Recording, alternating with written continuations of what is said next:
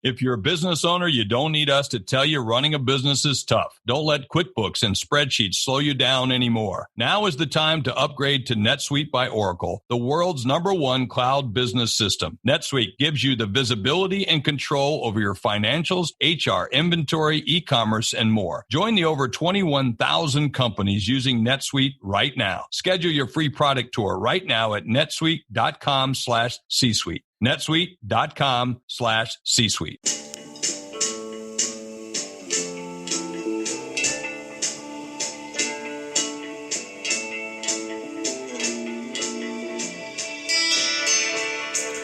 Welcome to the Superhero Homies podcast. My name is Quentin, and as always, I'm here with the homie Kevin.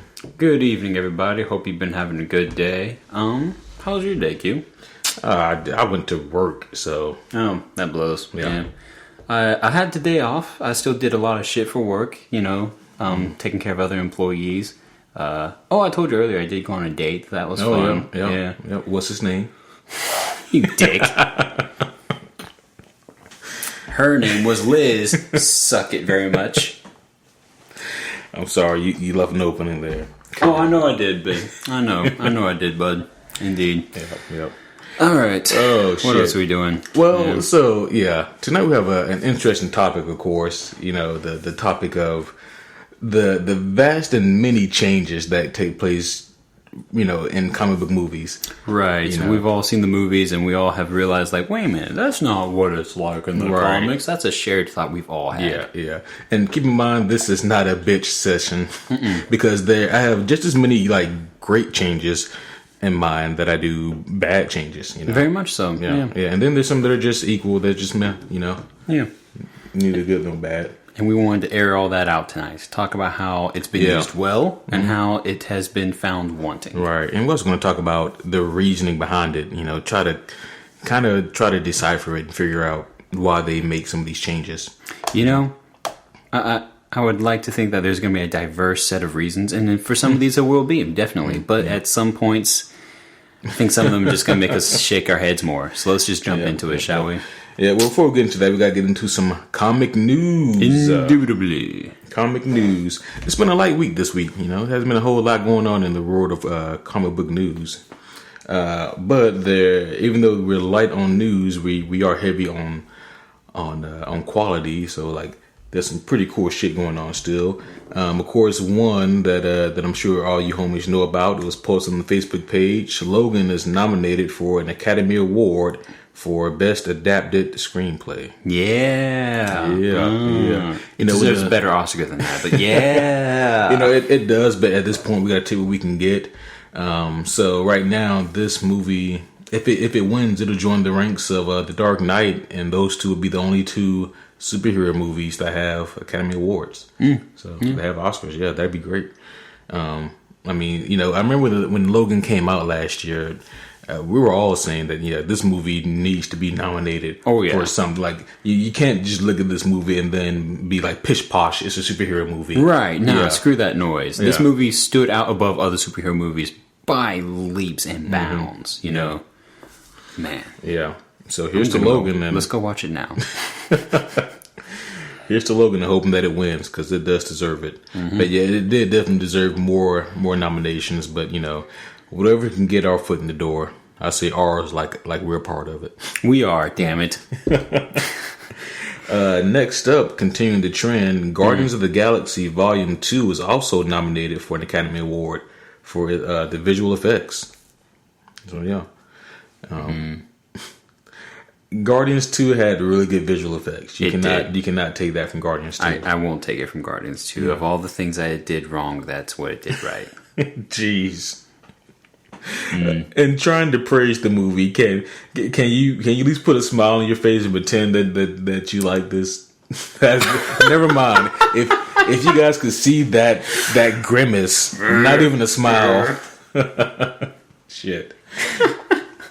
Well, I for one, I'm very excited, and hopefully, because if both Logan and Guardians 2 can take an Oscar, then maybe people will start paying these superhero movies more attention, and maybe these superhero movies, start being taken in a different direction. That's actually a good point to make. Definitely, they'll actually take these in more, of a diverse direction rather than a basic formula in which I'm afraid they're doing like with Ragnarok or something. Yeah.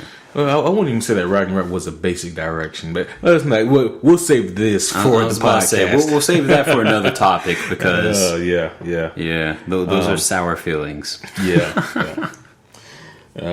Once again, there's good and bad give and take. You know. Next up here is by the way, I think I already said this, but I'll just reiterate. Guardians 2 is nominated for best visual effects. So, right. Yep. Next up, Hans Zimmer will score X-Men Dark Phoenix. Ooh, that's exciting. That's very exciting because like he hasn't. I don't think he's done any work since Batman vs Superman. Yeah, I think because as the movie's coming out, he said that this was going to be his swan song, kind of like he was going to kind of step out. But no, he's they got him. So he's stepping back in. Yeah, he's coming back to do cool. Dark Phoenix. So that it's weird because like if you asked me yesterday, am I excited for Dark Phoenix? I'm like, well, I don't know. But now Hans Zimmer music backing it up. Yeah, with Hans Zimmer now in the mix, like I think that because I mean his score can make everything better. Right. Like yeah, the guy's amazing. So. Shit, I'm trying to imagine the Dark Knight trilogy without his powerful music behind it, like that would just be a different show. Damn. Yeah. It very well could be, yeah. But yeah, I think that'll, definitely enhance the movie experience. I just hope that they can stick the landing on the other portions of it. Right. Because Apocalypse had some good moments, but it didn't fail to really do anything special. Right. And, they really took the character of N. New and just kind of made him a little bland to me. But, right. Yeah, whatever. They one and done them, Well, I don't know. Maybe not. That's the thing about Apocalypse. You never know if he's one and done. Like, he can definitely come back. He could come back in another movie and that wouldn't bat an eye. Yep. And the last piece of comic news I have is Brie Larson. Of course, she's playing Captain Marvel, aka Carol Danvers, and some set photos have been released of her. Yeah, she looked good, dude. The costume was, it wasn't CG or anything like that. It was an actual wearable costume. Yeah. Now, what did have people, including myself, a little, taken aback was the colors, because like that's not. It was green. It's not the typical Captain Marvel colors. Not Marvel or Carol Danvers, but it is the colors of like the typical Kree uniform. So I'm assuming that's where they're getting those colors from. So I think that's probably where that's headed. Of course, Jude Law is playing Mar-Vell, and I'm not gonna lie, Jude Law's not my first pick to play the legendary Mar-Vell, but that doesn't mean he'll do bad. Jude Law's an amazing actor. I just didn't see that coming. But yeah, so I mean, definitely go check out the pictures. They do look really good, and like for those of you who are maybe a little overly concerned about the color scheme of her outfit, just know that this isn't the final outfit. Like we've seen, or there are pictures out there somewhere, like actual pictures where, and like post production or like pre production. So of her in like the actual Captain Marvel costume, and also these pictures are taken from the set of Avengers 4. So. Damn, there we have it. We know that Captain Marvel is going to be in Avengers 4. I wasn't sure if she was going to make it in Avengers 4 or if she was going to come directly afterwards, but it's like she'll be in the mix. And if Thanos is still alive, which let's face it, he's probably going to still be alive come next year for Avengers 4. We're going to need a cosmic character with immense power like a Captain Marvel to do this. And my thought is that I don't know how this movie's going to go, to be honest. I don't know how they're going to do her origin story. I don't know if it's going to be set in present day or in the past. I don't know if they're going to have Thanos kill Mar-Vell and then Carol Danvers take up the mantle. I don't know how they're going to do it. Right. Yeah. So, what you looking at over there? Oh no, I was just pulling up the image itself. I was trying to find one that's decent that you can still see the full costume well. But not like an article trying to slam it and not giving it a chance. Oh well, you could ask me. I had like a bunch on my phone. So. Well, shoot. You know what? I'm over here just working for the Facebook page. Yeah. There's one. There's one. Yeah. All right. Well, hey. In that case, we'll put it on the page later on so people can more easily find it. Yeah. Cool. And that's all we have for comic news today. Pretty simple. Yeah. Cool. Yeah. Couple of Oscar nominations, new set photos from Avengers 4, and Hans Zimmer coming back. I'll take it. But, of course, before we continue on with the podcast, we got to go into the comic question of the week. The question. Question of the week. Kevin, are you ready? No. Wait, was that the right answer? Oh no, I'm already wrong. Yeah, but you've gotten it wrong. Better luck next week. Next week comes along. Are you ready, Kevin? Maybe. That's correct. All right. Oh shit. Ooh. Yeah. On a future roll. Oh, hell yeah.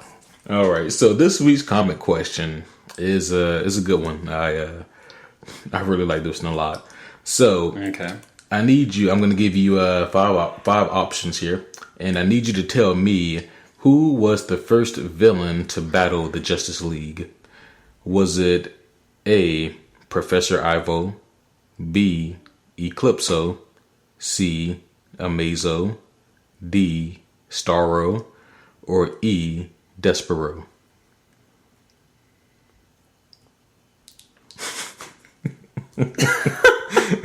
Okay, hit me with B and C real quick. Here's your B and C real quick. Yeah, which ones were those? B is Eclipso, and C is Amazo. Okay, and then E? E is Despero. That sounds like something you made up, not gonna lie. I don't know, some of these sound like ones you've made up. All these are actual villains. Despero, he's a giant pink alien, swole as shit. Does a lot of battle with Martian Manhunter from time to time. Okay. Amazo's an android. Right. Shapeshifter. Now, he was even he had like a kind of a retcon cameo appearance in Under the Red Hood. Okay. Yeah. And say something. Hey, which one is A again? Professor Ivo. Okay, let's go with Amazo. Amazo. Yeah, let's just shoot in the damn dark, because I really have no earthly idea this time. If one of you guys know it, bravo to you. I do not. The correct answer is actually D, Starro. Starro. Yep, Starro. He's a telepathic giant ass starfish. Yes, slightly telepathic, slightly telekinetic. He can brainwash people. He's been retconned a couple times, obviously. I'm looking at him now, actually. Yeah, like that just looks bad. Like, piss. Oh, okay. I see him in different forms, and he was in like the more recent cartoon, right. Definitely. Yeah, like I said, he's been retconned a couple times. Right, Yep, yeah. Yep. Mm-hmm. Okay, that's cool. Yep. So the more you know, Kevin. The more you know. The more you know. Starro. Yeah. Looks like a bad Pokemon or something. Damn. Well, Pokemon already look bad, for one thing. Plus, Pokemon came second. Yeah. To continue defending that. Yeah.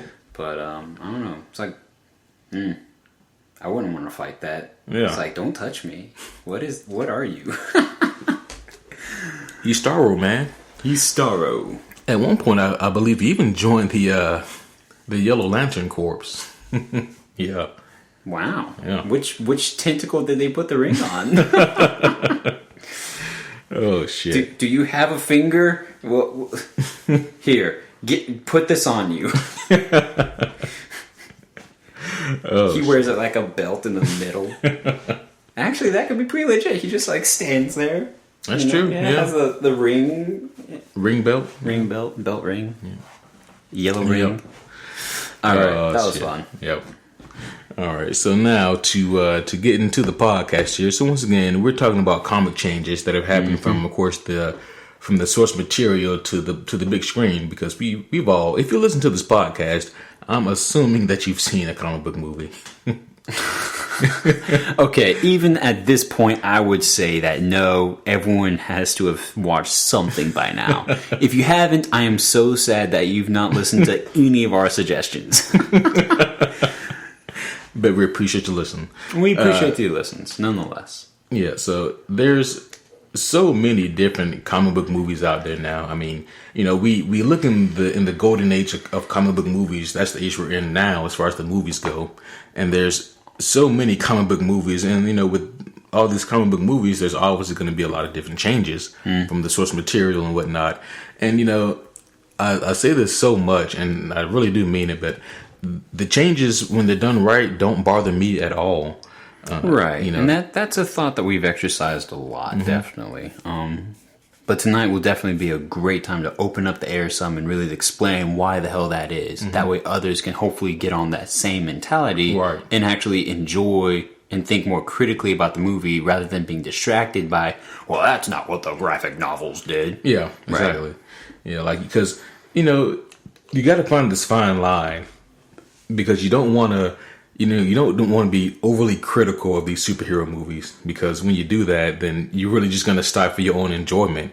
You know, you're going to end up shooting your own self in the foot, because you're going in there expecting like a panel for panel recreation of something, when what they're giving you is something that's condensed for a 2-hour format, and for casual viewers who may not be familiar with the source material and people who enjoy the source material to both enjoy.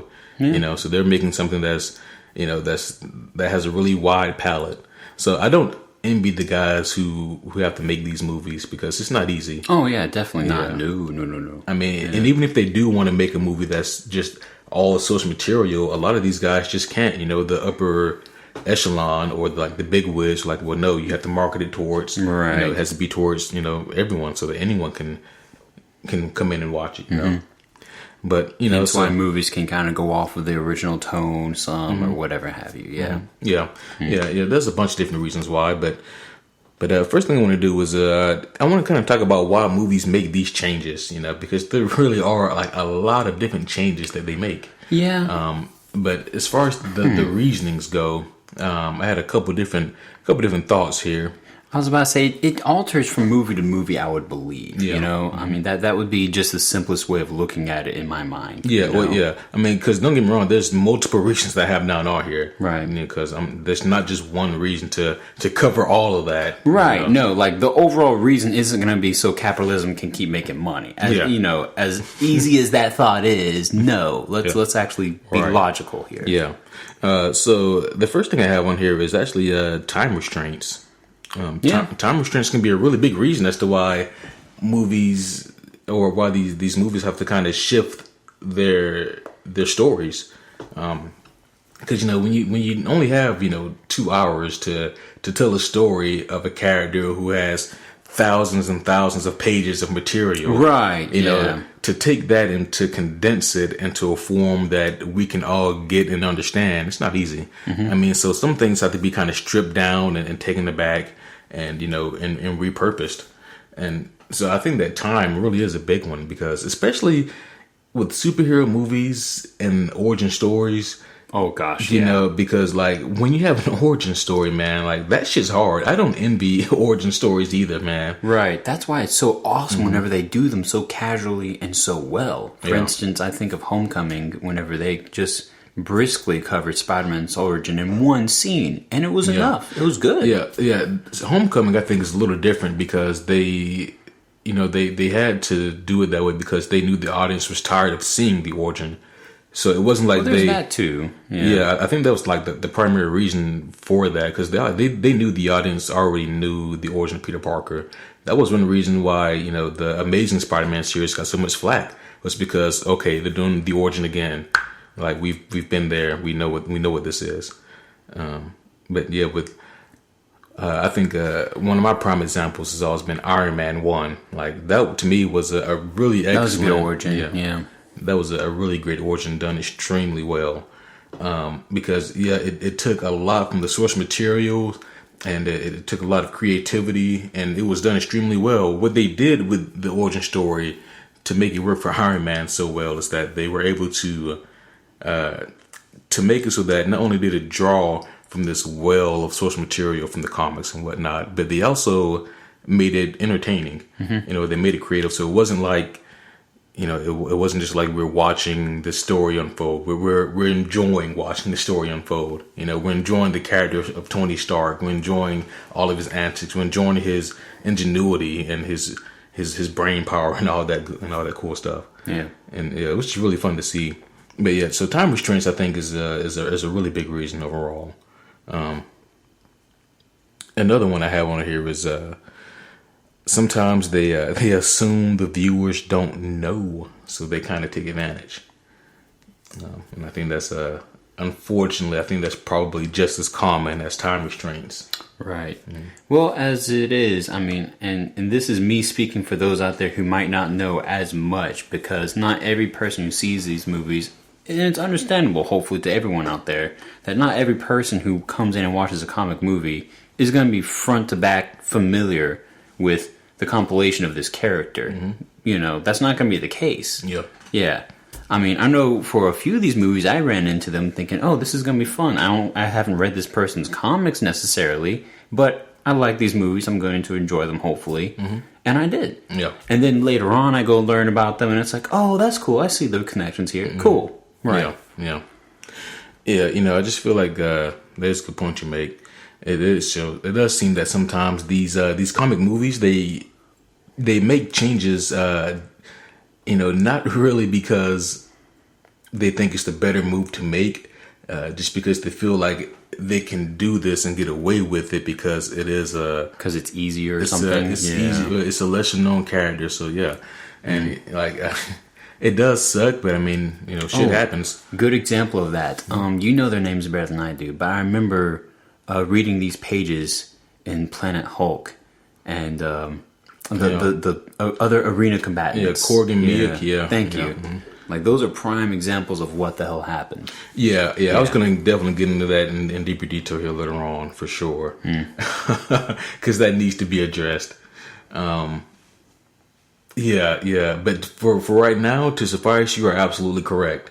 Like, that is a prime example of them assuming that the viewers don't know who they are, so they have free creative rights to pretty much do whatever they want to do with those characters. And, you know, unfortunately, Ragnarok isn't the only movie they've done that with. Oh, no. Yeah. There's a few of them, yeah. Another one, man, and this kind of goes hand in hand with the previous one, but a lot of it is just lazy writing. You know, a lot of it's just writers being, or just these movie makers being kind of lazy, not caring how many plot holes that they create in their obscure idea of a story. Yeah. The problem is, I think that some of these viewers or some of these Hollywood execs or whatever, I think they view superhero movies in like the same vein as like Transformers. Oh, and that's not to say anything against the Transformers franchise, but I mean, I got to be honest. For me, the Transformers franchise is only fun like if I completely shut my brain off. Like if I knew and loved Transformers lore the same way that I do superhero lore, then I don't know if I would enjoy it as much, just because I don't know enough. And but I do know that there are a lot of plot holes and eye-rolling moments in those movies. Yeah. But if I go into a Transformers movies just to watch it for the action, then I'm fine. I think that this is fun. Yeah, you know, like there are times those movies can be stupid fun, but then if you're actually thinking about the story later on, you might as well stop because it's one of those just don't think about it moments. Yeah, just pull out, go to a different movie, and rethink that one. Right. You know, yeah. But no, that definitely does happen. Lazy writing is definitely a sin. Yeah. The opposite of lazy writing is creativity. Sometimes they make these changes because, you know, they're being really creative with it.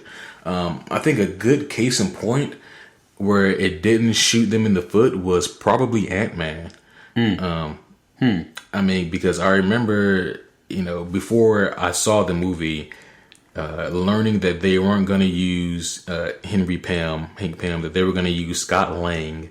So my first thought was, okay, they're assuming that the audience doesn't know the character, so they can use Scott Lang instead of Hank Pym. And I was like, okay, I don't see why. Like, with all due respect to Ant-Man, because Ant-Man here is a really fun character who's done a lot of really cool stuff in the Marvel Universe.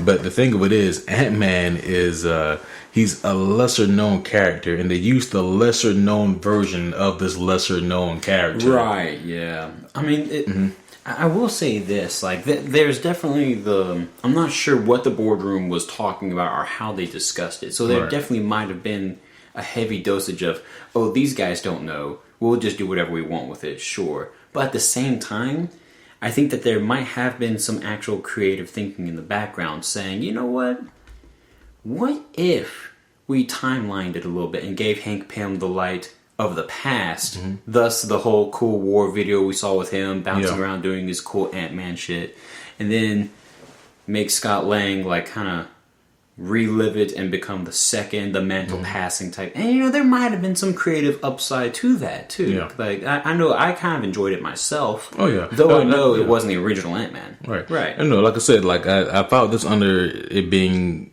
creative. Yeah. That was my initial argument for it. Yeah. But my original thought was that they were going to do this just because they're assuming we don't know who it is. Yeah. But fortunately, like Ant-Man, this is one of the movies that I think took people by surprise at how good it was. Yeah. Because it was a really good movie. Yellow Jacket became a really forgettable villain. Yeah.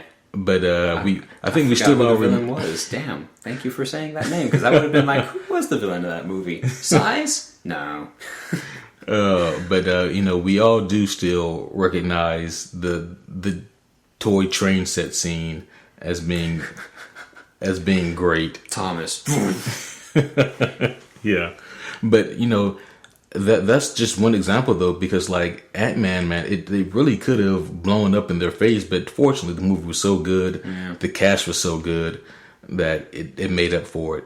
So while this movie may not be like this super stellar, amazing movie, it was still really good, even with the changes they made. So I think that's the time where creativity can really come back and work for you, but you got to be extremely creative. Right, you got to lay out the tracks well. Yeah. Now, the cool thing about being comic nerds and stuff is that we have a lot of relatives, is what I call. I mentioned Transformers earlier. That's one cousin. Another cousin would definitely be our Star Wars brothers and sisters, and a lot of who some are lamenting and suffering, and some are praising and celebrating the latest Star Wars movie. I'm kind of worried what you're about to say here, man, because we might have a revolt. Okay, but please continue as I sip on my water here. What are you about to say? Well, so I was just gonna say that the Last Jedi, to say the least, was polarizing. It was a polarizing movie. A lot of people loved it. A lot of people didn't love it. Yeah, I was about to say I'm more under the latter impression myself. Yeah. While myself, I didn't enjoy it personally. But there's people out there that did, and their reasons for enjoying it could be way deeper than right, or even way more shallow. For instance, it was aesthetically pleasing, like the graphics and the way the visuals and everything done. It was amazing. It was. Yeah.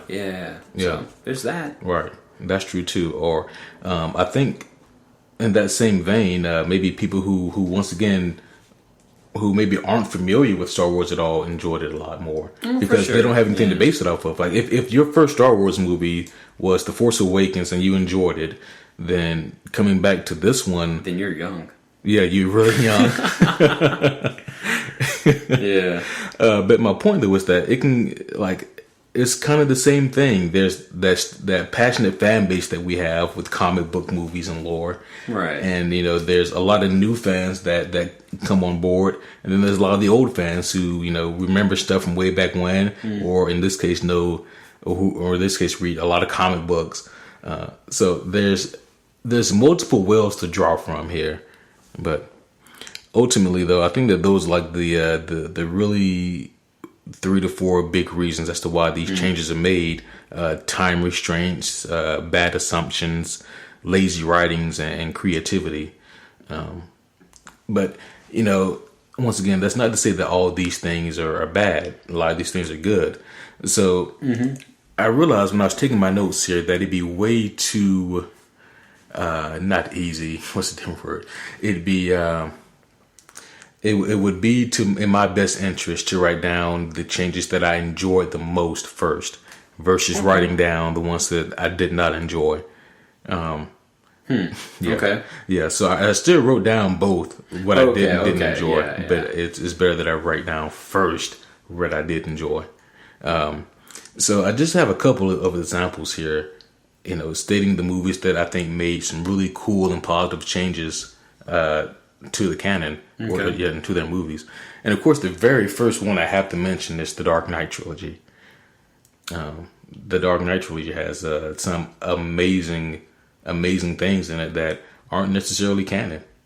I mean, there's that's true. Yeah. Mm-hmm. So, for example, one thing that I always like to bring up is Ra's al Ghul. He in this movie, or in this entire trilogy, technically, we don't really know if he's this immortal god or not. We don't really know if he's this guy who has a pit that he goes down into, and then he comes back out of the Lazarus pit renewed and restored. I mean, they just kind of hint at it, but not particularly rely on that as a tool for him.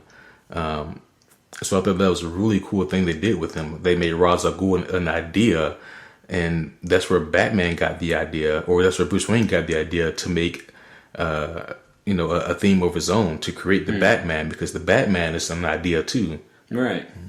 But there's a lot of other changes as well. I really like what they did with Joker. And, that's the thing. Right, like, that worked out super well for them. Yeah. It really did. It scared a few people, because I remember a lot of negative reactions when the images were first seen. But, no, dude. He went down in history as a positive change, definitely. Yeah. Go Heath Ledger Joker. Yeah. Which just recently, I think it was the 10-year anniversary of his passing. Yeah, I remember that day when I found out. Like, damn. Yeah. Mm-hmm. Yeah.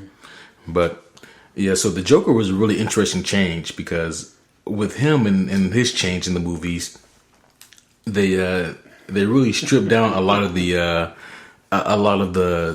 cartoonish aspects of him, and they really turned up the level of maniacal and psychoticness of him. Mm-hmm.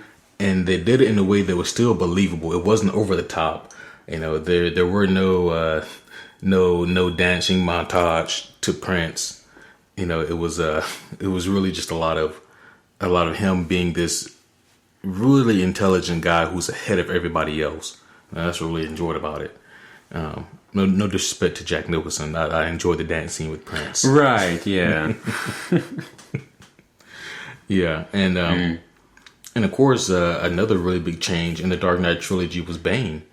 I thought that, to have Bane without the Venom was a cardinal sin, but they were able to successfully do it in this movie, The Dark Knight Rises, that is. So, yeah, I really freaking enjoyed that as well. It definitely made for a whole different plot, one that we didn't see coming, because from the Venom-relying dude, we all of a sudden get this militia leader, ruling a team of mercs. Yeah. Which was super cool. It worked really well. It did. Yeah. It worked really well. Yeah. In the Dark Knight trilogy review, I even argued that they could have just got Tom Hardy to be Deathstroke, and it would have worked just fine. Yeah, that's right. Yeah. Mm-hmm. But yeah, this version of Bane was interesting, because typically in Batman lore, Batman is at peak physical condition, meaning that he's about as strong, about as fast, about as athletic as a man can get. Like, if he were in the Olympics, and like if we were in the Olympics for like 3 different events, he'd probably place silver and bronze and maybe gold in one, but he would place in all of them. Like, that's what it means to be a peak physical condition type of person. And that's what Bruce Wayne is in the comics. Now, Bane in the comics, of course, is above and beyond that, because he takes this chemical drug known as Venom to greatly enhance his size and strength and durability. Now, it's interesting that in the Dark Knight trilogy, like we said, the Venom isn't a thing. So that kind of means that Batman, as good as he is not in peak physical form, but Bane may be. And so that kind of says a lot also. And also the fact that we're dealing with a Batman who's beaten up, who's taken like 8 years off, a Batman who's not, as young as he once was. Like Bane said, you fight like a young man. That's admirable, but foolish. I love that movie. But yeah, that's just another really interesting change that they made. But I enjoyed it though. And one thing I also enjoyed is just like the little nods that they give throughout the trilogy as well to all these different graphic novels, such as The Long Halloween. There's Year One. There's The Killing Joke. There's No Man's Land. There's Nightfall. There's so many different graphic novels that are referenced throughout the Dark Knight trilogy, and they take little bits of them and they change things just a little bit to make it fit into the world of this movie. And it was just an amazing thing to see and to recognize. You know, it's just a really little thing, but it's really appreciated once you catch it. You know. Yeah. Any thoughts so far? Like any movies that you think made some really good changes? To be honest with you, man, it's too easy for me, and I hope I'm not the only one out there, but it's too easy for me to think of changes, and then all of a sudden, like, the first thing that floods the mind, almost literally, are the negative ones. Yeah. Like, and I won't go into that yet, obviously. I'm gonna, pump the brakes there. But I do know some positive changes that I did thoroughly enjoy. I talked about it more recently here. I loved the changes that they made with the villain Vulture in Homecoming. Yeah, he was not to sing praises to that one movie all night, dadgummit. But he was definitely much better of a villain in the movie than he ever was in the daggum comics. And then, there's some other handpicks I could totally think of for a few of the changes. For instance, Guardians was a huge change that, the pickiest of comic fans were able to pick out, because the original Guardians of the Galaxy had nothing to do with Peter Quill. Yeah. Yeah. But then all of a sudden you choose him as the team leader in the movie based on them. That's really cool. Yeah. And the way I look at that, I don't view that any differently from the first X-Men movie. They didn't use the original X-Men team. They used the one that was popular at the time.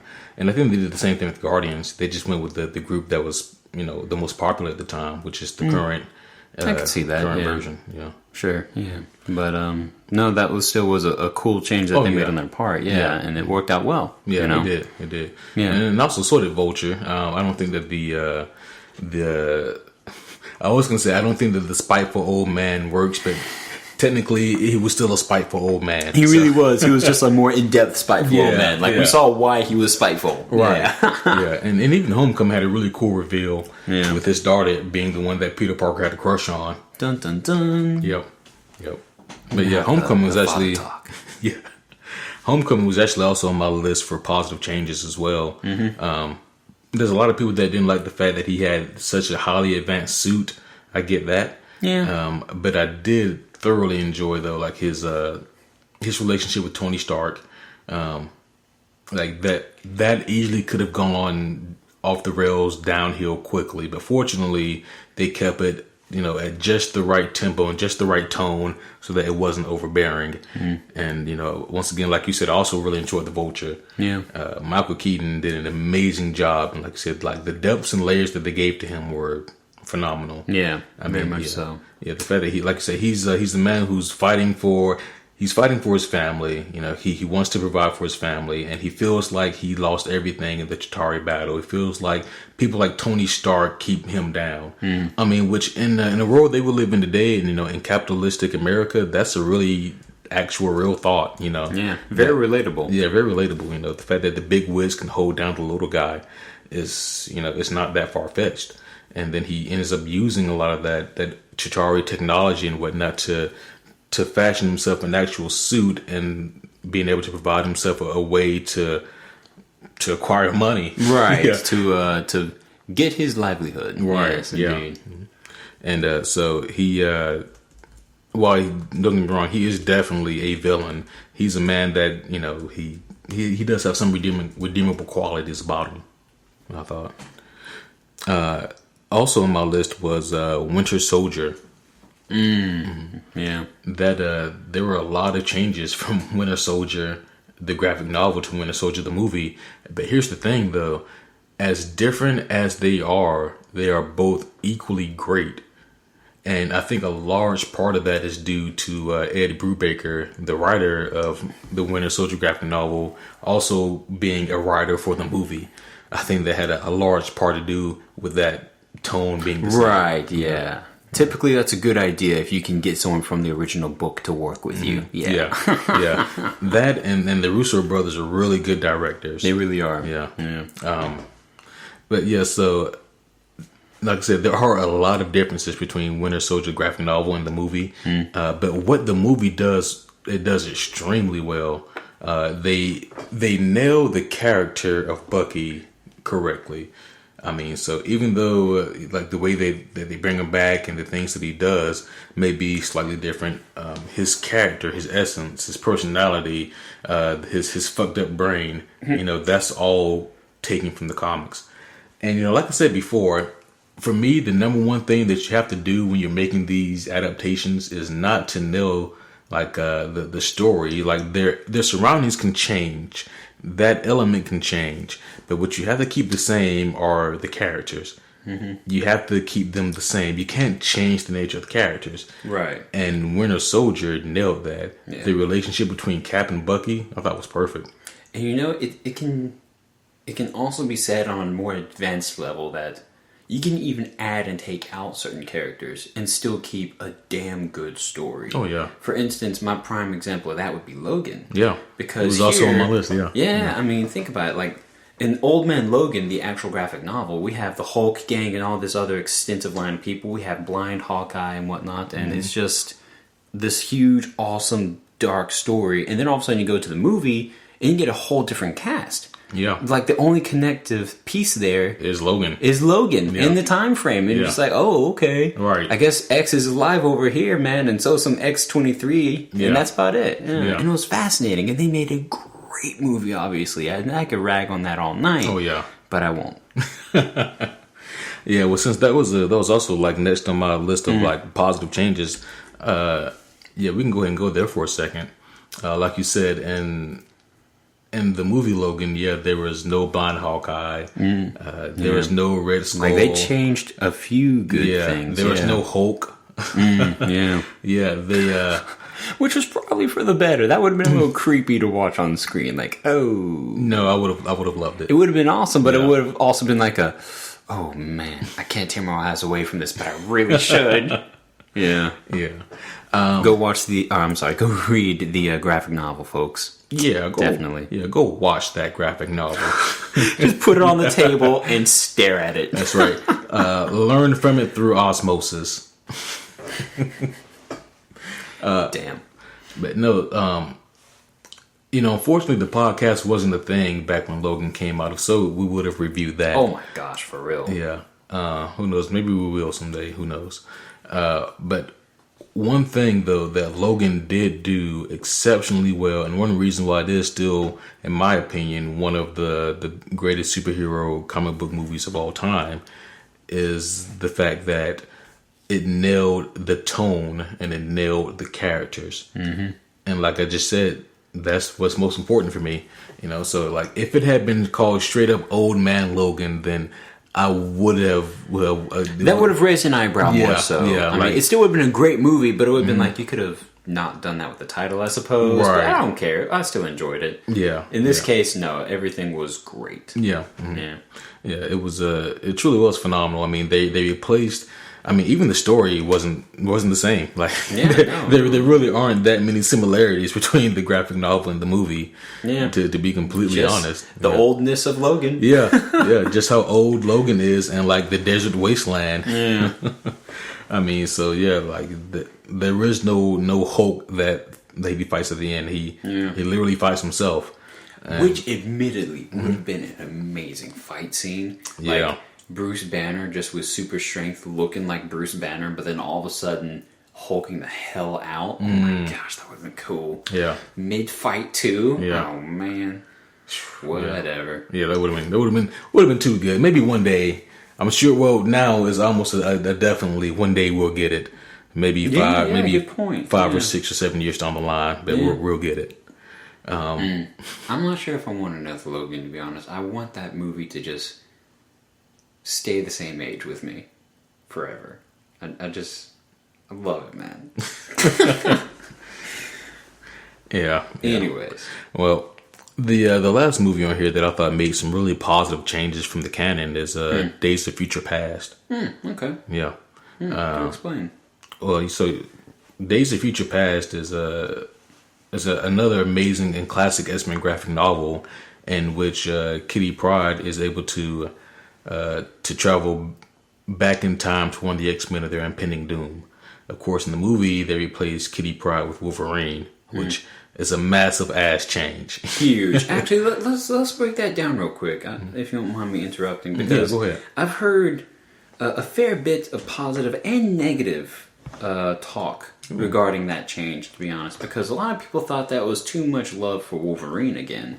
Which, let's be honest, they do give Hugh Jackman a lot to carry in those movies. Which, he can carry. Let me stop you right there and explain to those people why that's not the case. Okay. Dear, this sounds aggressive.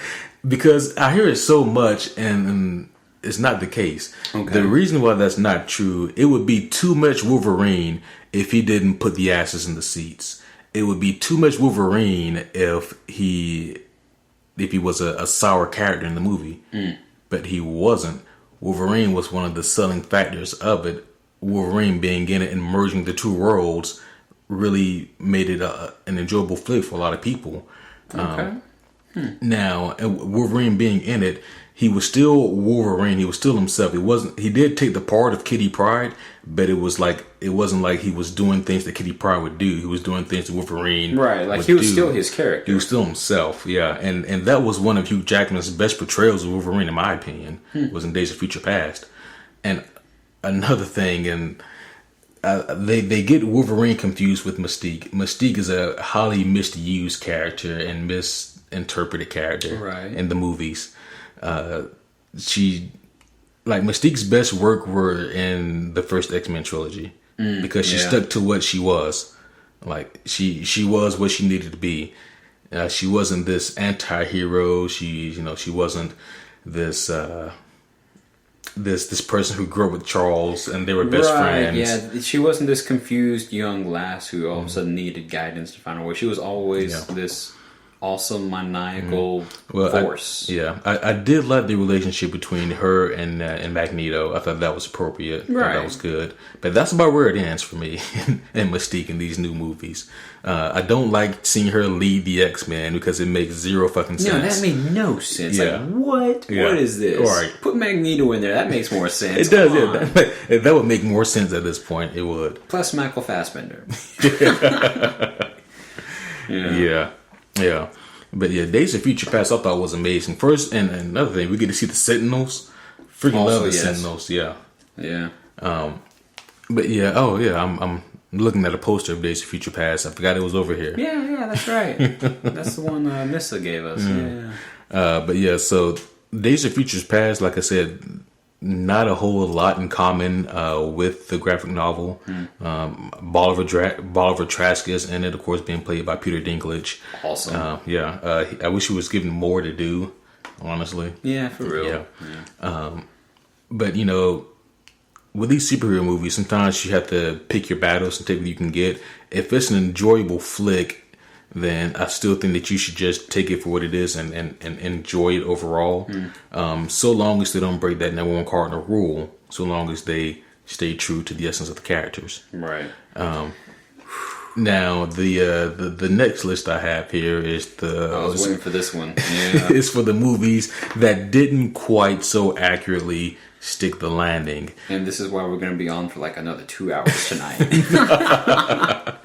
No, I'm joking. It's not that bad. It's not that bad. No. And also, don't get me wrong, because there's way more examples that we can pull from movies that did it right, that did it well. Yeah, that's true. Yeah, there's way more. But these are just some of my personal favorites here: The Dark Knight trilogy, Winter Soldier, Days of Future Past, and Logan. Yeah, those are some of the ones to me that really stick out as being exceptionally well and changing the canon and making it work really good. The next movies that we're going to talk about here are ones that didn't do it so good, that kind of floundered. Oh shit! Where to start? We can go alphabetical order. Yeah, we can do this. Ways. I mean, start us off, my friend. Batter up. Yeah. So the very first thing I have on here is it's going to be a surprise one actually for a lot of people. Civil War. I hate Zemo. Oh, really? That's a surprise? What? Please, son. That was on my list for what's going to be on Q's list. This should be on everyone's list, okay? Remember what I just said 5 seconds ago about being true to the nature of the character? Zemo was not real. Zemo was not. Here's the thing about Zemo. You could have named... He didn't have to be called Zemo. You didn't have to name the man Zemo. He could have been called Steve. Oh, his name could have been Dick Sniffer. Okay. his name could have been Dick Sniffer. And if Dick Sniffer did all the same things he did in the Civil War movie, I guarantee you that not one person will watch Civil War and think, Dick Sniffer reminds me of Zemo. No one would say that. Because Dick Sniffer was not Zemo. Dick Sniffer was just a Dick Sniffer. That's my primary problem with Zemo. His plan that didn't fully make sense. It's just a secondary problem to the fact that he just wasn't Zemo. He didn't have any of the characteristics of Zemo. He was a man who was upset because he lost his family. I think like during the Age of Ultron. He was a soldier. He was a guy who wanted to get back at the Avengers, and he even said this in the movie because I knew that I couldn't best them physically, so I tried to best them mentally and get them to fight one another. Which I'm like, they were gonna fight each other anyways. All you did was you relied on a string of coincidences to lead. Right, yeah. Like, you've explained it to me before, and it was hilarious. Please do so again. Please, if you can remember them all. Go ahead and hit the audience with that list, because it was hilarious. Oh, shit, yeah. Yeah. So, he relied on Bucky being in this country, in the same country where, when you know it, the Wakanda people met up to meet with, I guess, the UN. He relied on Bucky's picture being taken at the time. He relied on the Avengers picking up on clues. He relied on I almost forgot everything now. But he relied on he relied on them all meeting up at the end. He relied on Iron Man following Steve and Bucky to this point. He relied on them taking the time of day to watch this footage on this security camera that was really good and clear. Even for that time frame it was filmed at, He relied on Iron Man overreacting and wanting to kill Bucky. He relied on his whole plan relied on just a string of coincidences. And like when we, I don't want to get too much in this because we haven't even gotten to Civil War in our review roundup. Good point. Let's save a lot of the gas for that tank. Yeah. Cool. So when we get there, I'll definitely go more in depth into his shitty plan. But essentially, they were going to fight anyway. And also, one thing that I thought was really ironic, just while we're on the topic of Civil War, really quick. What's up? You remember in the trailer, because the trailers were really cool. The movie itself was also still a really good movie. Right. Just take Zemo out. Yep. Yeah. But remember in the trailer, there was like this cool scene where Steve's like, "I'm sorry, Tony, but he's my friend." And then Tony's like, "So was I." And then you see like, that was hardcore. That was cool, like, that right? was a good line, yeah. Except, when were they ever friends in the Marvel Cinematic Universe? That's a good point. Even in the first movie, put the suit on. Yeah. They were co-workers who got along well enough to coexist. Right, yeah. Friends is pushing it. Then it breaks down again in Age of Ultron. Yeah. Like, I don't see friendship there. Right, yeah. Like maybe mutual respect. Right. Yeah. If it was Bruce Banner and Tony Stark, I believe it. Right. Yeah. Which, that'd be a whole nother fight. We actually saw that fight in Age of Ultron, technically. True. Yep. Yeah. Veronica. Yeah. Yep. I argue with the results, but that's neither here nor there now. Yeah, we'll save that argument for that movie too, buddy. Yeah. But yeah, so Zemo, he left a sour spot in my mouth just because he is a really interesting and cool Captain America villain. And they didn't even bother to make him look like Zemo. They didn't make him do anything. No. He had no physicality. He was just Dick Sniffer, man. He said the phrase, the activation code or whatever, which became a meme on Facebook for like 2 weeks. Yeah. Not even a full month. Yeah. Yeah. Of course, one that I have to have on here also is something also we talked about recently, Iron Man 3. Oh, what do you know? We did just rag on that movie too. We did. Like in a negative way. Yeah. So if you listen to the Iron Man 3 review, then you probably heard a lot of our overall thoughts on the movie. Like, we gave it some love, but the ratio was not anywhere enough compared to the hate. Yeah, we gave it the love that we felt it deserved. And we gave it the hatred we felt it deserved. But what if you had to give it a fractional ratio? What would it be? Like 40-60? As far as like the love to hate that we gave that movie. Just out of curiosity. I don't know. I'd probably say I'm thinking like 35-65. I was going to say that. Yeah. That's about right. Because we gave it some compliments. There's some things it did well, but then we bit the shit out of it. In our metal voices too, right? Yeah. Oh yeah. But no. So Iron Man 3, just because we've already ragged on it, I don't want to spend too much time ragging on it again. But there's some things that need to be mentioned for the sake of this podcast. So Extremis plot fucked up. They really changed the original one, which was really cool. Yeah, it was a great graphic novel for Iron Man. But then, what the hell? Yeah, Extremis was not just like a cool new. It didn't just provide a cool new villain for him to fight. It didn't just give him superpowers, but it also showed a growth to Tony Stark, a man who still felt haunted by his past, and it showed the betrayal by Maya Hansen, and it showed Aldrich Killian, feeling remorse for selling the Extremis to terrorists. It showed all of that. It did. And again, and if I can highlight this point that you've made so well before, just so the audience can really listen to it. In other words, it altered his character. Yeah. Right. It altered the growth potential his character had thanks to that original story. But now, that's lost to us. Right. Indeed. But now here's the thing. Here's where I do give Iron Man 3 props. I didn't mind the changes they made to Aldrich Killian. I liked the changes they made to him. To be honest, I enjoyed Killian in Iron Man 3 for what he was. Yeah. I didn't enjoy how they used him though. No. Yeah. But like the overall Extremis storyline was extremely watered down in this movie and underplayed. Yeah. Aldrich, he's just like a pawn in the piece of it. Right. But yeah, Extremis was fucked up. You still haven't even talked about the worst change. No, not yet. Not yet. Not yet. The Iron Man suits were fucked up. They were. Yeah. They were very much so. Yeah. They were so weak, so bad. Yeah, it's once again, and I'm pretty sure that we mentioned this for the Iron Man. We've talked about all of this. Yeah. This is very much a synopsis of that entire episode. Right. I was just gonna reiterate the fact that he goes toe to toe with Thor, and in the Mach 5 holds up just fine. It's a good fight. It's a close fight, but he keeps it together. He doesn't fall apart. In Iron Man 1, you brought up the fact that the Mach 3 went toe to toe with Ironmonger. Yeah. And he got the shit beat out of him there. Yeah. He held but up. That suit, he still used it the day after. Yeah. And, but I guess fire is the weakness to all these Iron Man suits. Yeah. Whatever aluminum alloy, whatever he made the suits out of. Like we say, he went to Walmart, got the Great Value brand for his armor.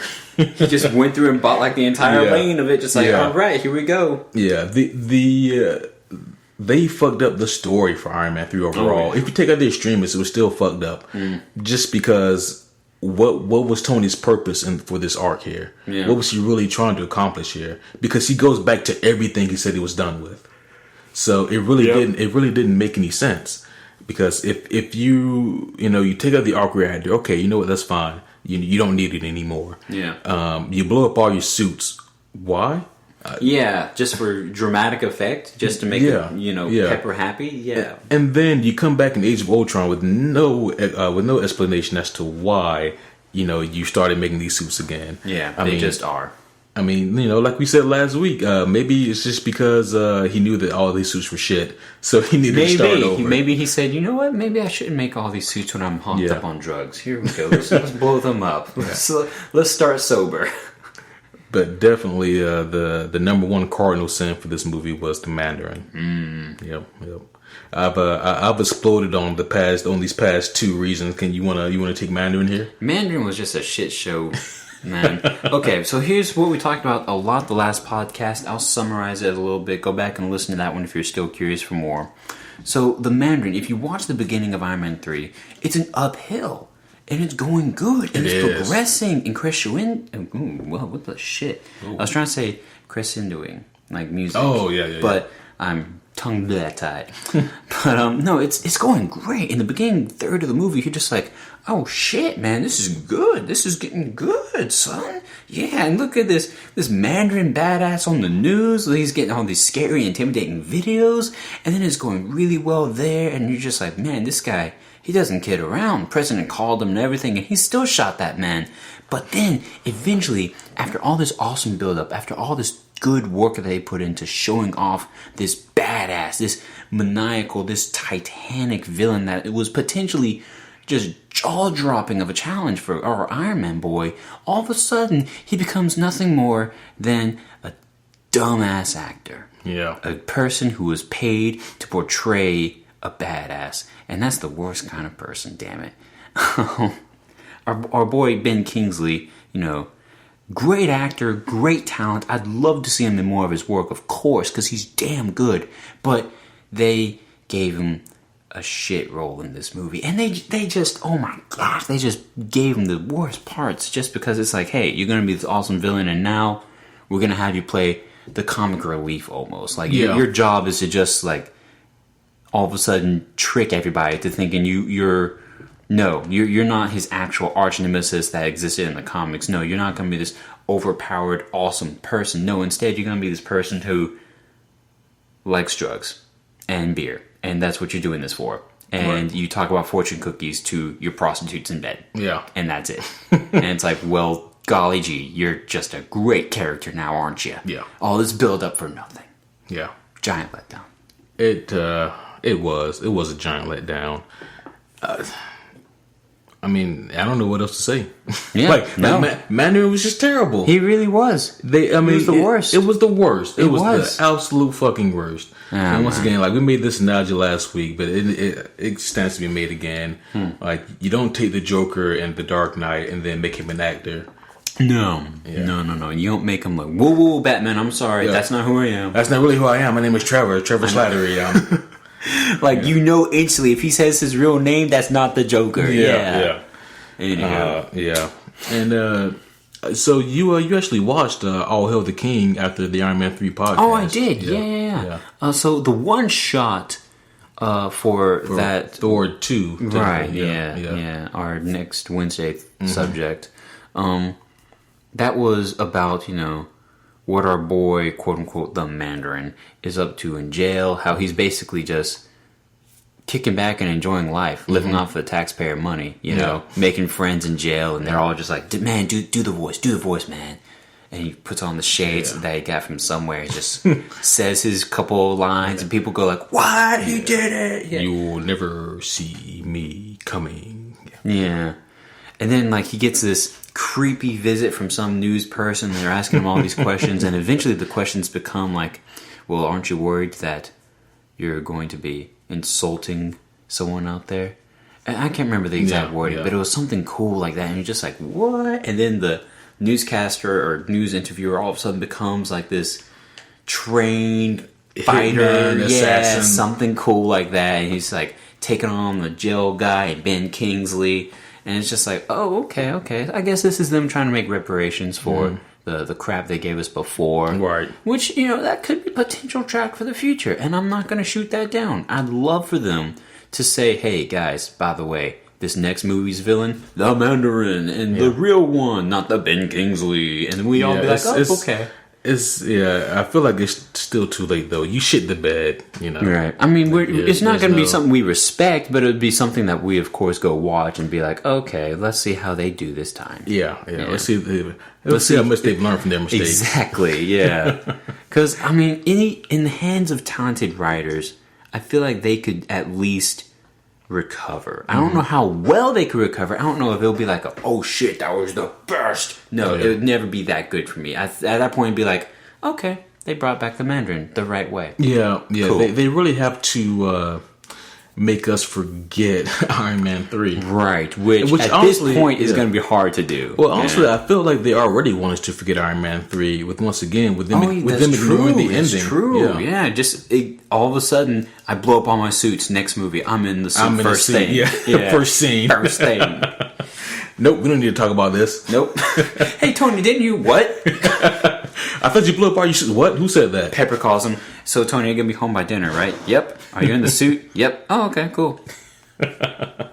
Whatever. Yeah, anyway, what's next? Give us another movie. What are you feeling? So next I have on here is one that's very near and dear to my heart. I still really enjoy this movie, but I cannot ignore this one nagging thing in it. Batman vs Superman, Lex Luthor. Very much so. So I think it was last Sunday we did our villains podcast. Yeah. Top 5 favorite villains. Lex Luthor was number 3 on my list, and rightfully so, because Lex is an amazing villain.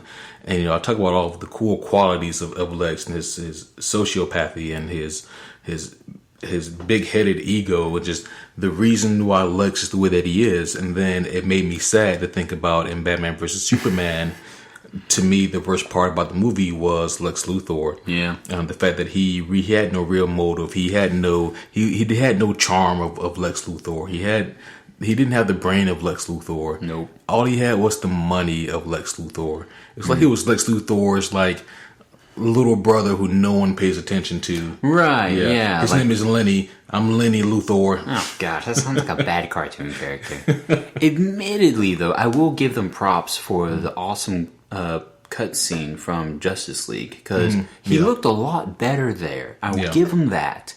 But you're right, BVS, he was also found wanting. Yeah.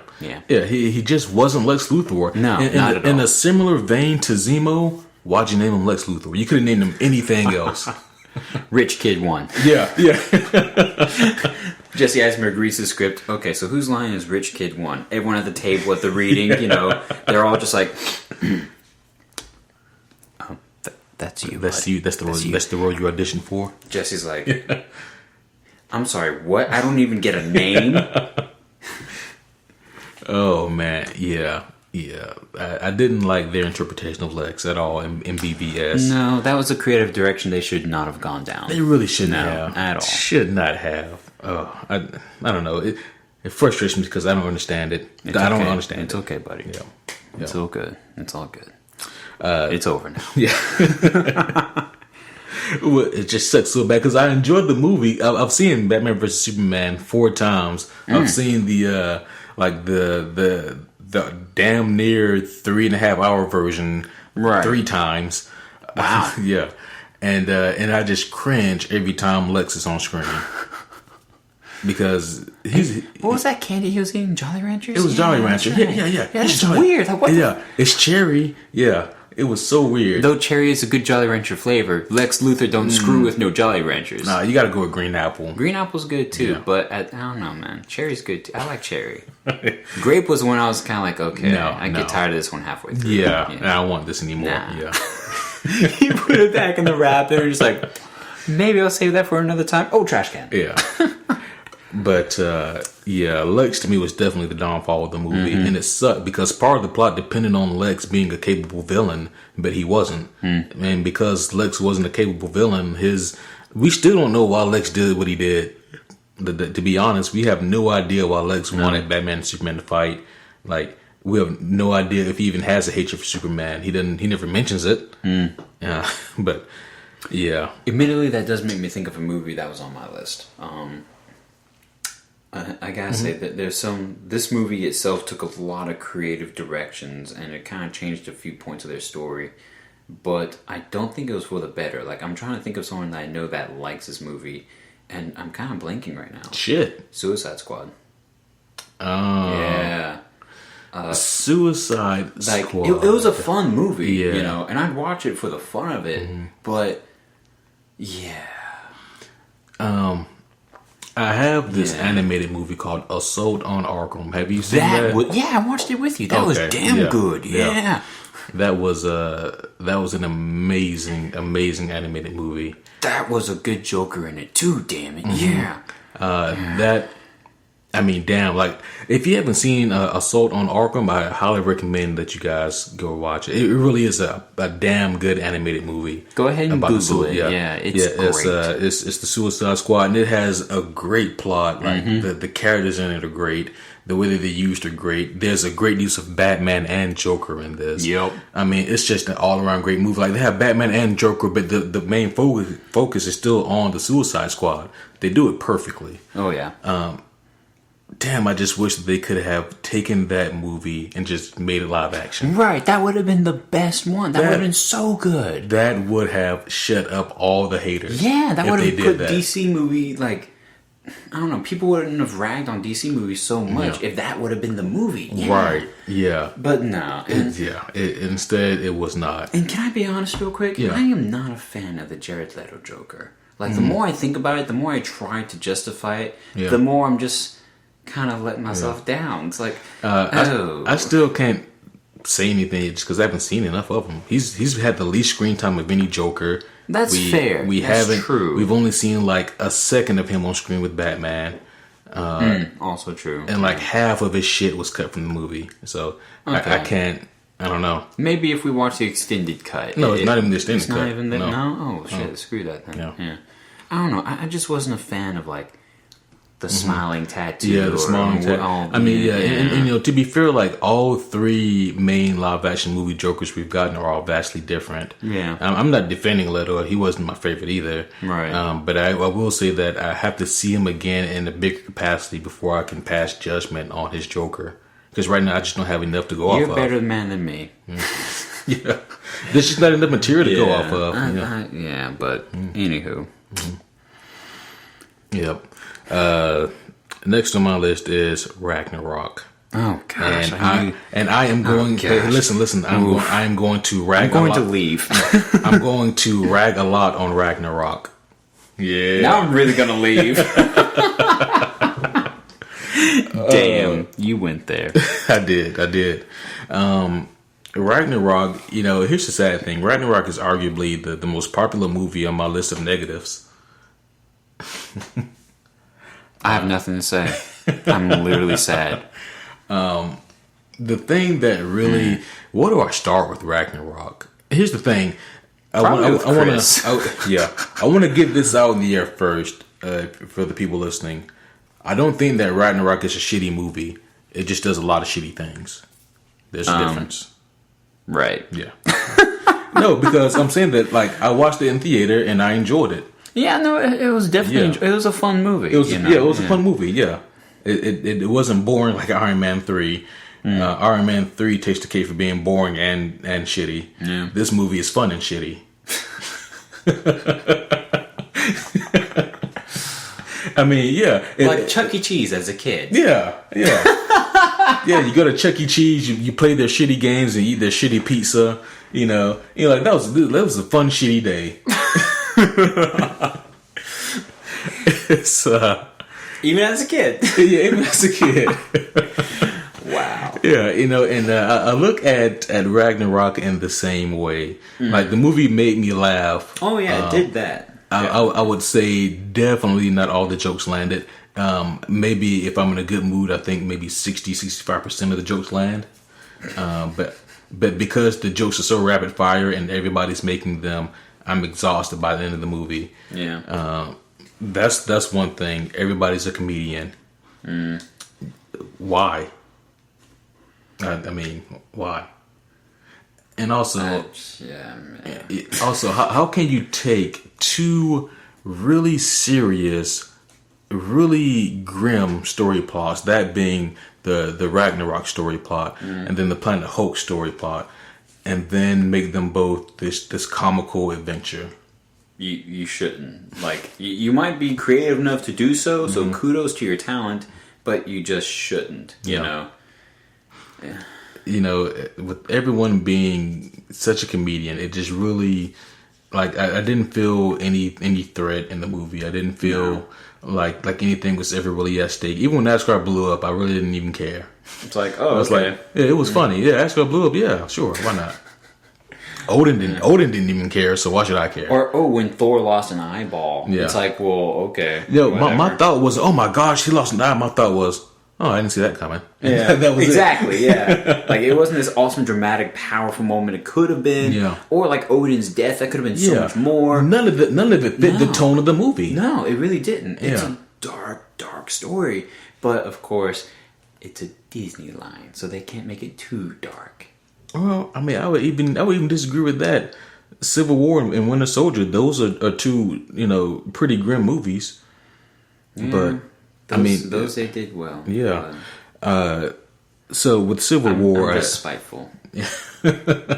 I tried to get all my spite out before because I knew that if I let it fester, Oh no! The movie gave me the spite. Like coming out of the theater, I picked up all the spite. Just like, what the shit did I buy? right? Yeah. So we get this comedic Thor. I don't know whose decision it was to make Thor a comedian. It was a bad one to me. It was. And the reason it was bad, it's not because he wasn't funny. It's because that's not who Thor is. Just to teach you guys who Thor is, go ahead and give yourselves the shorthand, like, Thor for Dummies book lesson here. Watch Avengers 1. Watch Thor. 1. Yeah. Then watch Ragnarok afterwards and compare the Thors and see what the hell. Also, you can watch Thor in Age of Ultron. He was really good in that too. True. Good point. So literally watch anything else with Thor. Shit, throw Thor 2 up in there too. You go watch any other Thor movie and then go to Ragnarok and be like, what happened? Like, get your board out, get your little marker board, and take your notes. And once again, we're not trying to be condescending. I know we can come off that way sometimes. Maybe we are. Condescending or pretentious. And maybe we are. Maybe we are. But you know why we are? It's because we care. We do care. We want you to have a great comic movie experience. Yeah. You deserve it, damn Yeah, it. you deserve it. You work hard. Give yourself an applause. Yeah. But Damn. yeah, so that's just one problem, is that comedic Thor just doesn't work, man. No. Because Thor, his comedy should be like, and I've said this before, it should be like Drax in Guardians 1, where, you're not laughing at him, you're not laughing with him, you're laughing at him, because he's not in on the joke, he doesn't get it. Right. That's where Thor's humor should come from. It shouldn't come from, all this knee slap. Right. He shouldn't be like the star comedian in the movie, trying to be like I don't know, like Dan Cook's bad movies or something BS like that. They couldn't decide what the hell they wanted to do with Loki. I mean, Oh gosh, poor Tom, dude. yeah, Tom being such a great actor, man. Like, and I don't know how he was.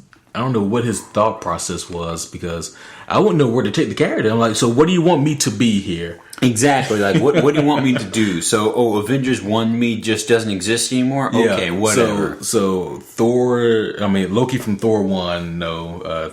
Loki from Avengers. Right. Loki from Thor 2, no, still Nothing? no. Oh, okay. Not even a little bit, because that was closer to Ragnarok. The two had to work together in Thor 2 for a little bit. Right. I bet he still double crossed, Thor. Yeah. But anyways. But if the Loki and Thor subplot had been my only hang up with this movie would have been fantastic. Oh, yeah, okay. But that would have been that would have been a whole different movie. Yeah. You're right. Yeah. Yeah. Planet Hulk. Oh, them taking that story and then bending it over and then not using any lube on it. Gosh, dude.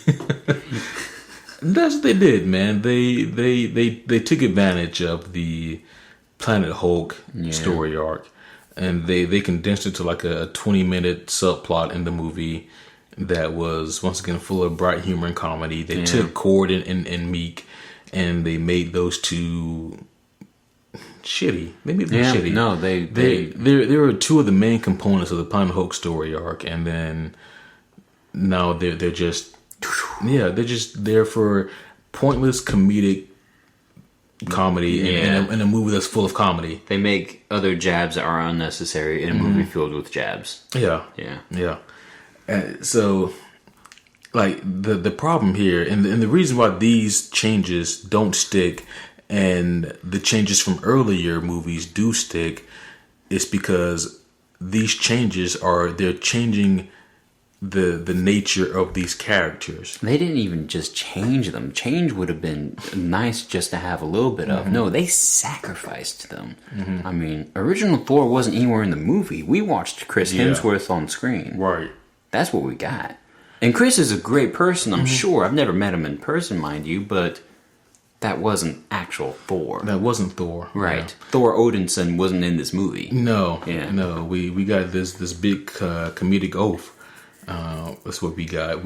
Because people, I think the complaint was Thor's too serious. Well, no shit. Well, yeah. He's No Thor shit. Odinson. He's a goddamn god. Okay. All right, but that's just one thing. Hulk. They also neutered the Hulk. I felt as well a little bit. This was the least intimidating Hulk. The least Hulk that we've ever had. I would have invited Edward Norton to come back on screen, damn it. Yeah. Yeah, I remember the scene in Ragnarok when Hulk, he has this ball and he's throwing it and just playing with it.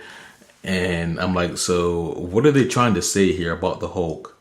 Or are they trying to say that he's not... Can pacify him with a toy? They can pacify him with a toy ball, that he's happy to be on Sakaar, that he's happy being a slave and a captive. Here's the thing: Hulk is a very complex character. Even if he's just Hulk and not Bruce Banner, he's still very complex. He's not simple. And if I guess if the freaking writers had read Planet Hulk, they would know that. But I feel like they didn't. Yeah. They skimmed it and said, "Okay, we got an idea. Yeah. How's this guy look? Open up. Don't read his dialogue. Just look at the image. Oh, that's how he looks. Draw that." Yeah. I mean, Planet Hulk is something that deserves its own movie arc, probably a 2-part movie arc, following it up with World War Hulk. But, I mean, shit, probably won't even get that now. No, we probably won't. Yeah, and if we do, it'd be a bastardized version of it as well. Yep. If it follows suit to Ragnarok. I mean, so yeah, they didn't do the characters justice in this movie, is the main problem. Yeah, and we can continue ragging on that, I'm sure. We already have so much, and it exhausts me to continue thinking about this movie. Yeah. Do we want to talk any more about this movie? Because I can find another point. I mean, if you got one more point you want to make on it, I'm so disappointed in what they did to Jeff Goldblum's character. Like, what the shit was a Grandmaster? What was he the Grandmaster of? Why was he all powerful? You said he's all powerful. Well, what the shit can he do? And you get a talent like Jeff Daggum Goldblum behind the role, and you're just like, here, do this. And then that's nothing.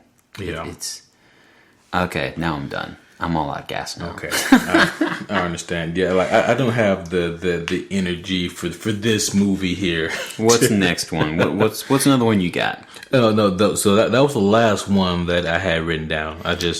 I wanted to limit my list. Oh, okay. I got one more. Then. Yeah, I got one more. I very much limited my bad list too. My last one is Guardians. Is Guardians 2.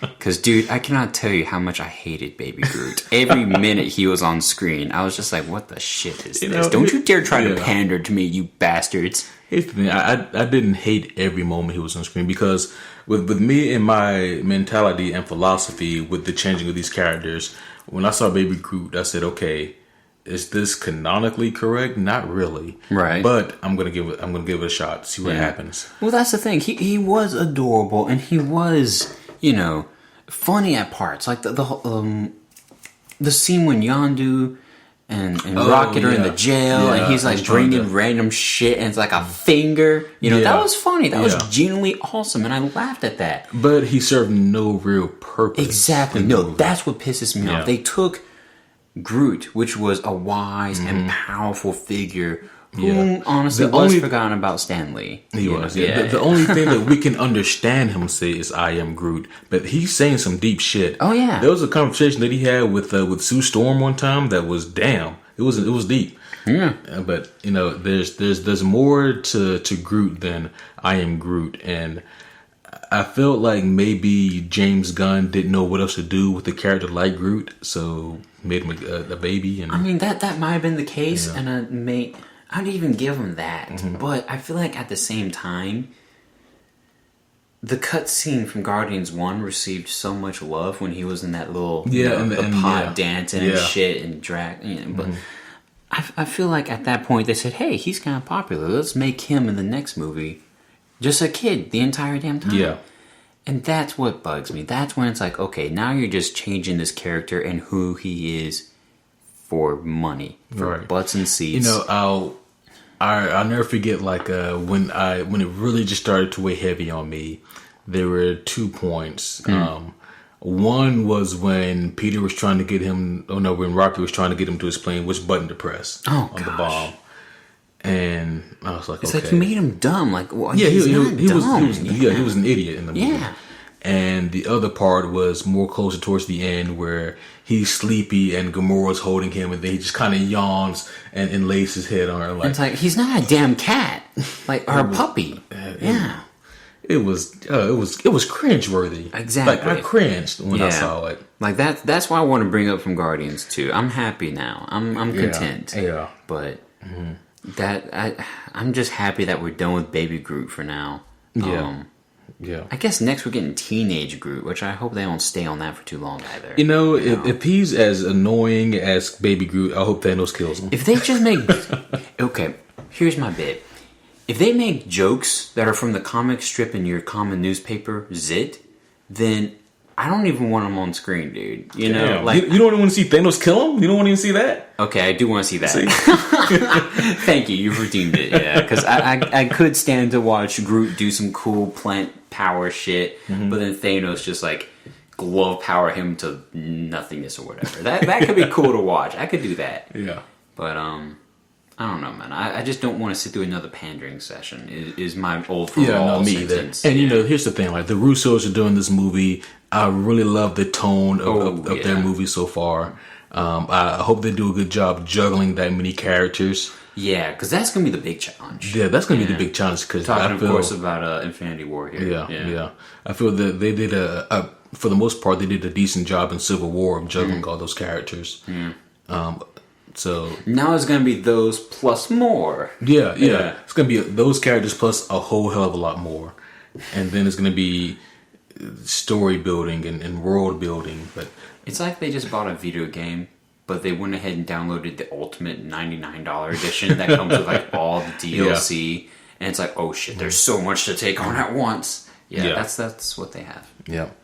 But you know, here's the thing. Like, so out of the movies that we mentioned that didn't have the best changes, the ones that I personally mentioned were Civil War, Iron Man 3, Batman vs Superman, and Ragnarok. I mentioned those 4, and then Guardians 2. Yeah. We'll take that one on as well.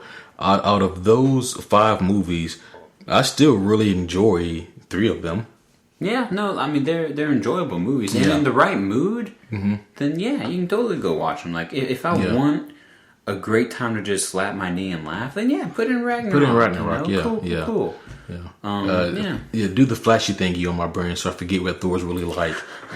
Actually, don't, because I want to expect it rather than do the flashy thing. Oh, Ragnarok! I haven't seen this movie. Let me watch it, and then relive the torment and all that again. But don't get me wrong. My point though is that these movies still have some really cool and fun aspects to them. Most of them, except for you, Iron Man 3. Like Civil War was still a damn good movie. Oh yeah. I just like to pretend Zemo wasn't there. Yeah. I still really enjoy Batman vs Superman. I love the artistic value and style of it. Obviously, if you watch the 3.5-hour version multiple times. Oh yeah. I'm not the only one, man. There's there's a lot of people out there who enjoy this movie, who've seen it more than I have. But I still really enjoy BVS a lot, and Ragnarok is still a fun movie. Damn, Kevin! Like the more you got me thinking about it, the more I'm like I don't like it. But it's still, Ragnarok is still a fun movie. Okay, you're welcome, buddy. Stop it. I'm sparing you. We'll go watch other funny movies. Oh shit! Yeah. So Kevin, let me ask you this one last question here. Oh dear. What do you think is the best approach that these movies can make to find a happy medium between being, sticking with the source material and making their changes? What do you think they can do to merge the two? Honestly, at this point, writers, directors, producers, and actors all need to collaborate and be one. They need to communicate. They need to say, "Hey, these are the changes we're making. This is what we're doing. We're doing these changes because we know the audience is gonna like it. It's gonna sell tickets, and that's fair. I get that. You got to play the game. Yeah, you know." Simon Pegg probably said it best. I don't remember his quote, so I feel bad for bringing it up now. So never mind. I'm gonna move on. But I guess I could Google the quote. It was in some obscure article I read forever ago in some magazine he was in. That was just hilarious. Thank you. But anywho, no. The one thing I think the overall message here is the same thing that we've been preaching all night long. It's as they make these changes and as they bring on different story arcs to alter or augment even their own movie idea of a story. What they need to do is make sure that they don't alter the truth of the character. Yeah. What made us fall in love with them. Once you change that aspect of them, then there's no connection. Exactly. There's nothing there, and you're just giving us a bad plaster movie. Like you're giving us a really piss poor piece of art. Yeah. Like, oh, thanks. This is a finger paint. Right. When over here you used to give me these awesome pieces of work. Yeah. And it was amazing and beautiful and great and enjoyable. And then this is pandered, or it's cheesy, or it's fakey, and it's just not enjoyable anymore. Yeah. Keep to your characters. Take the time to write it well. Communicate with everybody on staff and say, hey, look, so this is what we're going to do. This shows it's going to work well. This shows that we need to steer from ideas and take those away from us. Right. And that's how I feel like you're going to get a good movie with a fresh story with quality characters that you're still going to care about as you walk out of the theater. Yeah, I agree. I think there needs to be more collaboration between these directors and maybe the writers of the comic books, because you can argue with the success of Ed Brubaker and his work on Winter Soldier. You can't argue with that. The story was vastly different just because of the direction of the Marvel Cinematic Universe. But still, having Ed Brubaker work on that, the man who wrote dialogue and thought ideas for these characters, can't think of anyone better to do work on a movie than someone who's done work on the source material. I think that's one thing that they can do, though, definitely, is just taking these writers and working with them. And even if you don't get them to work on your script, at least pick their brains to see how they think these characters should react and how they should act in general. I think maybe another thing that they can do to better find that medium is to, it was like you said, not be pandering, but think of what your overall audience wants to see. Right, yeah. And honestly, I suppose integrity should fit in there as well. Like that's definitely a good balance you need to keep. Yeah. But yeah. Yeah, because once again, just looking at the movies that made really good changes, like your Dark Knight trilogy or your Logans or your Winter Soldiers or Days of Future Past or Homecoming or things like that. And there's more out there that made really good changes. Doctor Strange, for what it's worth, I think had some really powerful and good changes in it too. Yeah, it's true. We didn't bring him up at all tonight. Yeah, and also we mentioned Ant-Man as well. That has some really good changes too. But in vain of all the good character or all the good movies that have done it successfully well, you really just want to stick with a formula that audiences are going to enjoy and that doesn't deter too far off the mark from your source materials. So that way you can keep both parties happy, both your casual audience and your more hardcore audience. Right. Yeah. But So that's pretty much my overall thoughts here. I feel like there really are equal movies in the comic book realm that do good work and not so good work. Yeah. For sure. And also, I guess one other tactic that they can do is they can go the James Mangold route and make a comic book movie that isn't a comic book movie, because Logan really wasn't a comic book movie because James Mangold does not like comic book movies. That's fair. Yeah. That's fair. That could make for a very powerful movie or something very strange. Yeah. And luckily, in our case, it was a very, very powerful movie. Yeah.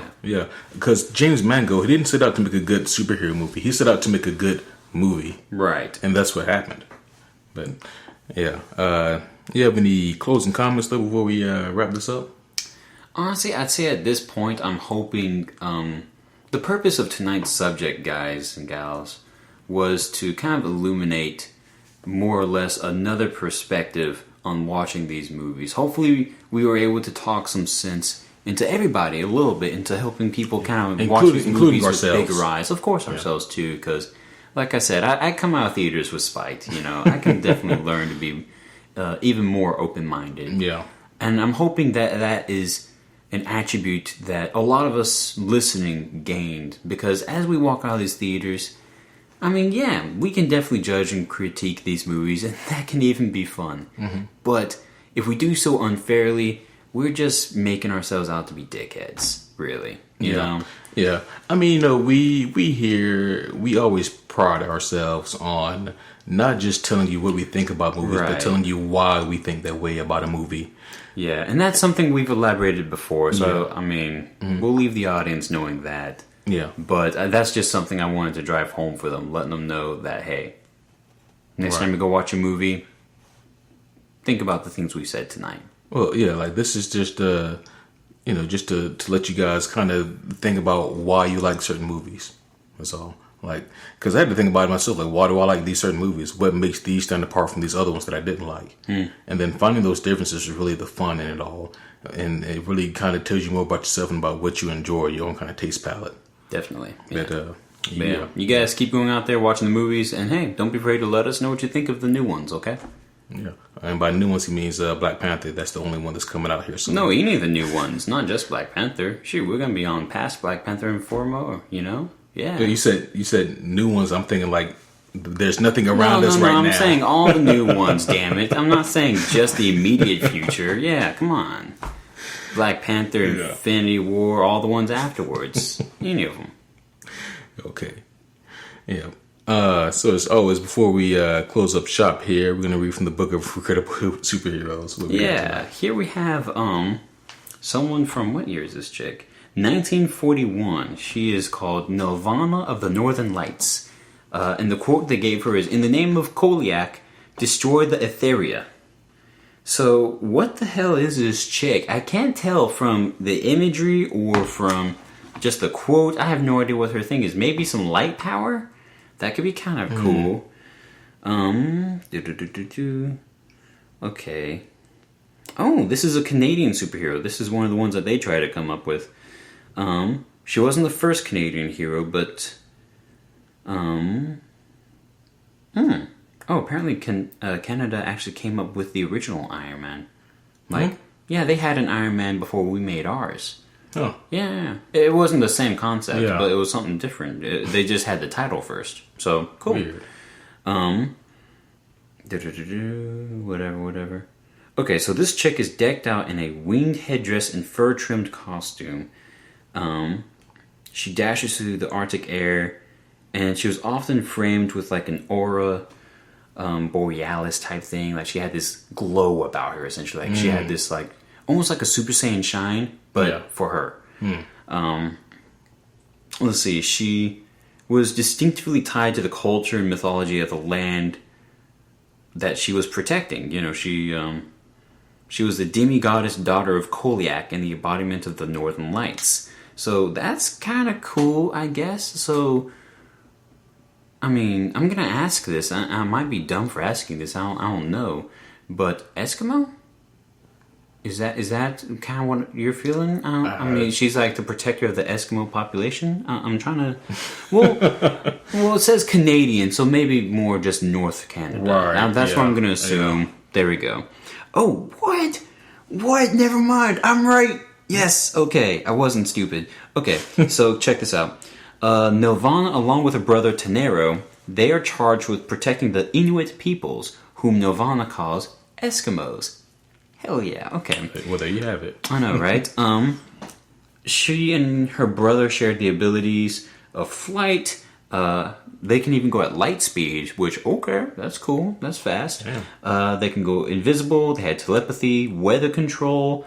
They sound a little OP. Yeah, they are OP, yeah. You don't need to be invisible and turn the weather against people. That's too much. And travel at the speed of light. Yeah, and read their minds all at the same time. Yeah. Like an amalgam of all the X-Men or some bullshit. But it's super cool how they did come up with this character just based off mythology. Like, that was the inspiration for her. So there's that. I myself appreciate that. And she's actually based off of stories from native Inuit people. Let's see. The problem with this character, however, was that they just couldn't get her popular south of the border. So in other words, she was like Canada and North Canada territory, but no one else ever jumped on board. Damn. And that was her downfall. Yeah. So I don't know if she was like a regrettable superhero, but more like just an unsung one, it sounds like. So, yeah. Well, A lot of people actually apparently still want her revival, so that's cool. Wow. they would have to retcon those abilities, though. Yeah, you need to narrow them down. How do you battle someone who can do all that? Take out the weather bit. You use the light. I would say 1 to 2 of those powers tops. Well, I'd give her the light one. So it's like telepathy, nah. But then it's like you can bend light to make you invisible or to make you move faster. Okay, that's tight. You use that. Maybe even like a light beam. Right. Sure, cool. But nothing. You don't need much else. Also, I'm curious. This page.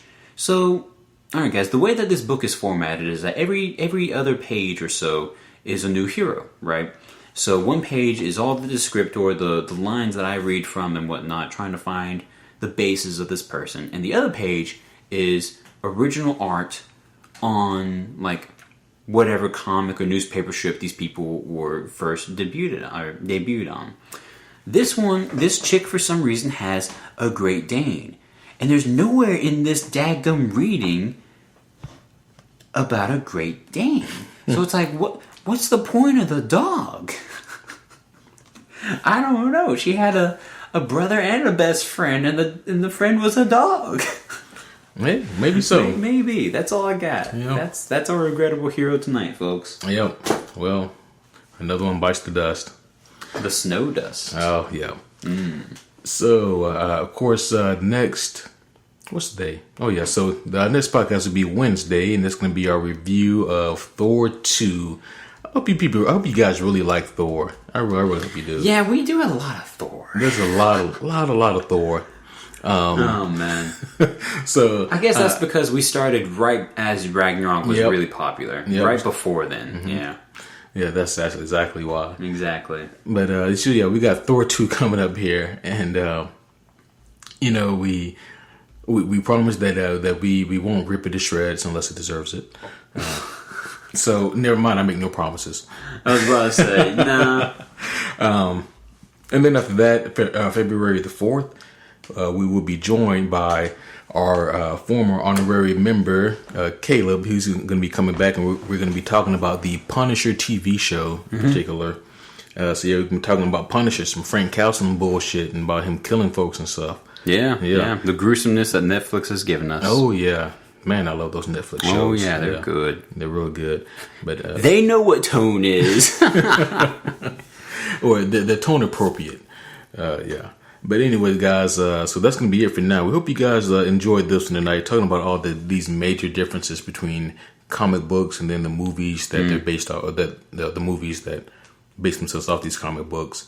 There are a lot of differences, and hope you guys can find some of your own as well. Maybe some you liked and some you didn't like. Yeah, and feel free to tell us about them, you know? Yeah, let us know what you're feeling. Absolutely. You guys know if you have any kind of questions or comments, gifts, threats, food, supplies, you can hit us up at superherohomies@gmail.com or our Facebook page of the same name, Superhero Homies. And, if you like what you hear, then go ahead and hit that subscribe button. So every time we record, it'll be uploaded right to you. And also, if you want to help us out a little bit, you know what I mean, show some love, you can give us a like on iTunes, give us a rating. That also helps us out a lot. But we're going to go ahead and close up shop for the evening, folks. And as always, my name is Quentin. I'm Kevin. See you guys next time.